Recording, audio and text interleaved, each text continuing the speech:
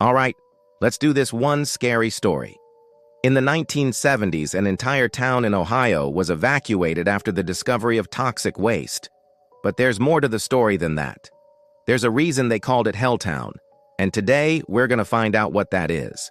It all started back in the 1960s, when a chemical plant in the small town of Boston Township started dumping their toxic waste into the nearby river.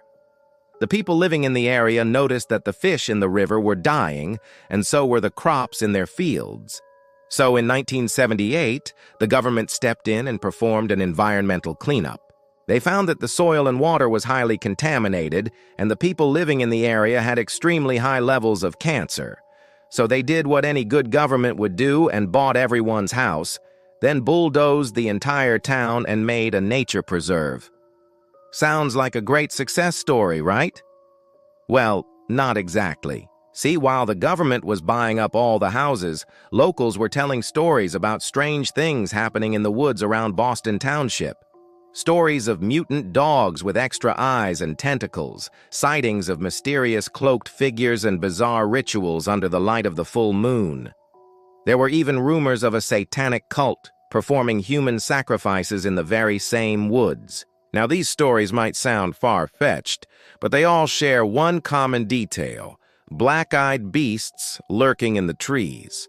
Now, there have been many sightings of these creatures in the woods around Boston Township, going all the way back to the 19th century. The most common description is that of a large, hairy, biped animal with glowing red eyes, standing between 7 and 9 feet tall. Some say they've seen them dragging their victims into the forest, or witnessed them carrying off livestock. In fact, some believe that these creatures are the reason that no livestock has ever been able to survive in the area. Now, obviously, this isn't your typical cryptozoology story.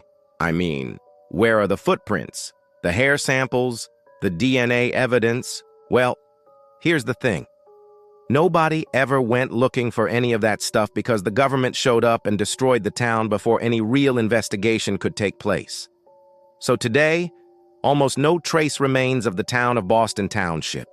A few foundations, some old photographs, and the stories told by those who lived there, tales of mystery, horror, and the unknown. They called it Helltown for a reason, and that reason still lurks. That was one scary story.